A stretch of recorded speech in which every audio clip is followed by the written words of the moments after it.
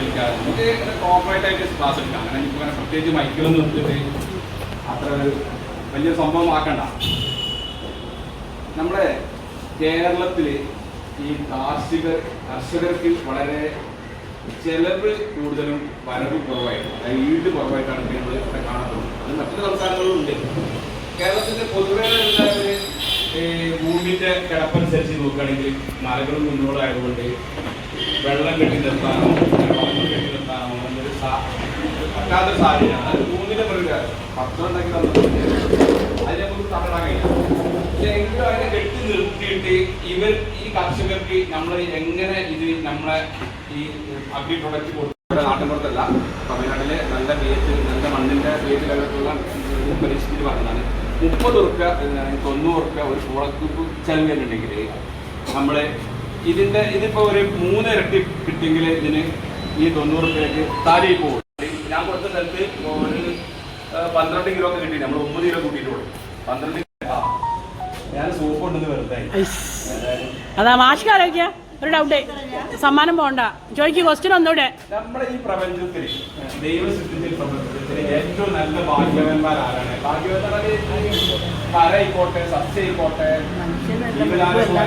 മനുഷ്യനെ പറയണ്ട അല്ല, അത് ഏറ്റവും നല്ല ഭാഗ്യവാന്മാർ. പക്ഷേ മാസ്റ്റർ അറിയുന്നതേ പറഞ്ഞോട്ടെ. ഞാൻ ഈ എഴുതിയ ഉത്തരം തന്നെ എഴുതണം, കാരണം വെച്ചാൽ അത് ആണോ അല്ലെന്ന് ചിന്തിച്ചോ. മനുഷ്യനല്ല പറയണ്ട, മനുഷ്യനല്ല മൃഗമല്ല ഒന്നല്ല, ശരിയോ? മനുഷ്യനും മൃഗമല്ലാതെ പിന്നെന്താ?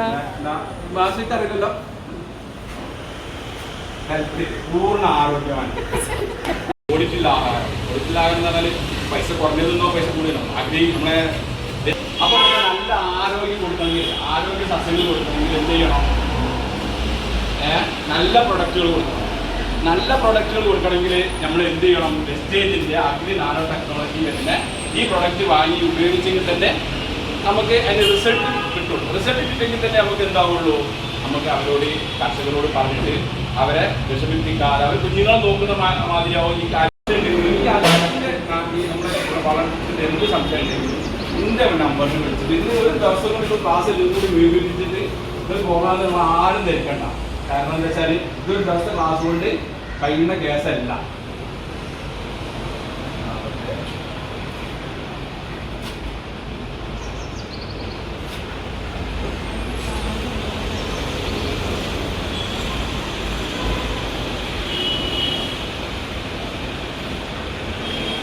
നമ്പർ നോട്ട് ചെയ്തിട്ടുണ്ട്, ഒരാൾക്കായിട്ട് 15 വയസ്സാണ്. 15 ലിറ്ററാണോ ഇവിടേക്കാണ്? 15 ലിറ്റർ. അതായത് ഒരു കർഷകന്റെ വീട്ടിൽ 15 ലിറ്ററിന് വേണ്ട, 15, 14, 17 അങ്ങനെ 15 ലിറ്ററിനാണെങ്കിൽ മാർക്കറ്റ് ചെയ്യും. 15 ലിറ്റർ വെള്ളത്തിലേക്ക് അഗ്രി